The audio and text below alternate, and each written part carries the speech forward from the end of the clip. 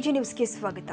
ಬನದ ಹುಣ್ಣಿಮೆ ಅಂಗವಾಗಿ ಯಲ್ಲಮ್ಮನ ಗುಡ್ಡದಲ್ಲಿ 13ರಂದು ಬೃಹತ್ ಜಾತ್ರೆ ನಡೆಯಲಿದ್ದು 7 ಕೊಳ್ಳದ ನಾಡಲ್ಲಿ ಸಂಭ್ರಮ ಮನೆ ಮಾಡಿದೆ.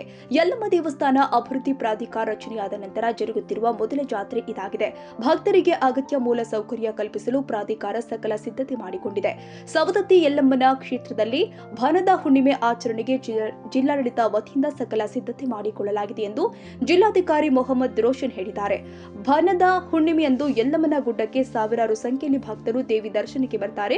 ಅವರಿಗೆ ಯಾವುದೇ ರೀತಿಯ ತೊಂದರೆಯಾಗದಂತೆ ಕ್ರಮ ವಹಿಸಲಾಗಿದೆ ಎಂದರು. ಮಂಡಳಿ ಹಾಗೂ ರೇಣುಕಾ ಯಲ್ಲಮ್ಮ ದೇವಿ ಪ್ರಾಧಿಕಾರದ ಮುಖಾಂತರ ಇವತ್ತು ಭಾರತ ಹುಣ್ಣಿಮೆ ಜಾತ್ರಾ ಅಂಗವಾಗಿ ಬಹಳ ವ್ಯವಸ್ಥಿತವಾಗಿ ನಾವು ಆಯೋಜನೆ ಮಾಡಿಕೊಂಡಿದ್ದೀವಿ. ಅದಕ್ಕೆ ಸ್ಥಳೀಯ ಶಾಸಕರಿಗೆ ಹಾಗೂ ನಮ್ಮ ಜಿಲ್ಲಾ ಉಸ್ತುವಾರಿ ಸಚಿವರಿಗೆ, ಅದೇ ರೀತಿ ನಮ್ಮ ಮಂಡಳಿಯ ಅಧ್ಯಕ್ಷರು, ಪ್ರವಾಸೋದ್ಯಮ ಸಚಿವರು, ಅದೇ ರೀತಿ ನಮ್ಮ ಮುಜರಾಯಿ ಸಚಿವರು ಎಲ್ಲರಿಗೂ ನಾನು ಕೃತಜ್ಞತೆ ಹೇಳಲಿಕ್ಕೆ ಬಯಸುತ್ತೇನೆ. ಈ ವರ್ಷ ತಾವು ನೋಡಬಹುದು, ಸರಿಸುಮಾರು 10 ಲಕ್ಷ ಭಕ್ತಾದಿಗಳು ಇಲ್ಲಿ ಆಗಮಿಸಿದ್ದಾರೆ. ಅವರಿಗೆ ಯಾವುದೇ ರೀತಿಯ ತೊಂದರೆ ಆಗದಂತೆ ವ್ಯವಸ್ಥಿತವಾಗಿರುವಂತಹ ಒಂದು ನಾವು ಆವರಣವನ್ನು ಸೃಷ್ಟಿ ಮಾಡಿದ್ವಿ.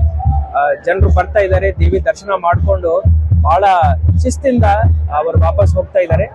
ಇದೇ ರೀತಿಯ ಒಂದು ದೃಷ್ಟಿಕೋನ ಇಟ್ಕೊಂಡು ನಾವು ಕೆಲಸ ಮಾಡಿದ್ವಿ. ಈ ನಿಟ್ಟಿನಲ್ಲಿ ನಮ್ಮ ಪ್ರಾಧಿಕಾರದ ಸೆಕ್ರೆಟರಿ ಅಶೋಕ್ ಅವರು ಇರ್ಬೋದು, ನಮ್ಮ SP ಸಾಹೇಬ್ರು ಇರ್ಬೋದು, ಎಲ್ಲ ನಮ್ಮ ತಂಡದ ಎಲ್ಲ ಸದಸ್ಯರು ಬಹಳ ಹಗಲು ರಾತ್ರಿ ಕೆಲಸ ಮಾಡಿದ್ದಾರೆ.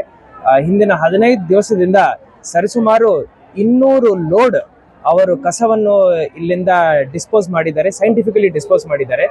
ಅದಲ್ಲದೆ ಗೂಡಂಗ್ಲಿಗಳು ಇರ್ಬೋದು, ಅದರದ್ದು ರೋಡ್ ಮೇಲೆ ಇರೋ ಏನ್ ವ್ಯವಸ್ಥೆ ಇದೆ ಎಲ್ಲ ಬಹಳ ಶಿಸ್ತಿಂದ ಅವರು ಮಾಡಿಕೊಟ್ಟಿದ್ದಾರೆ.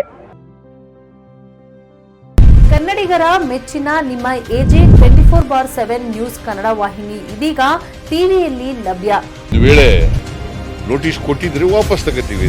ಇವತ್ತು ವಕ್ಫ್ ಪ್ರಾಪರ್ಟಿ ಅಂತೇಳಿ ಬರ್ತದೆ ಅಂತ ಹೇಳಿದ್ರೆ ರೈತರ ಬೀದಿಗೆ ಬದಲು ಏನ್ ಮಾಡ್ಬೇಕಾಗುತ್ತೆ? ಯಾರು ವೋಟ್ ಹಾಕಲಿಲ್ಲ ಅಂದ್ರೆ ಗ್ಯಾರಂಟಿನೆಲ್ಲ ಸ್ಟಾಪ್ ಮಾಡ್ಬಿಡ್ತೀವಿ.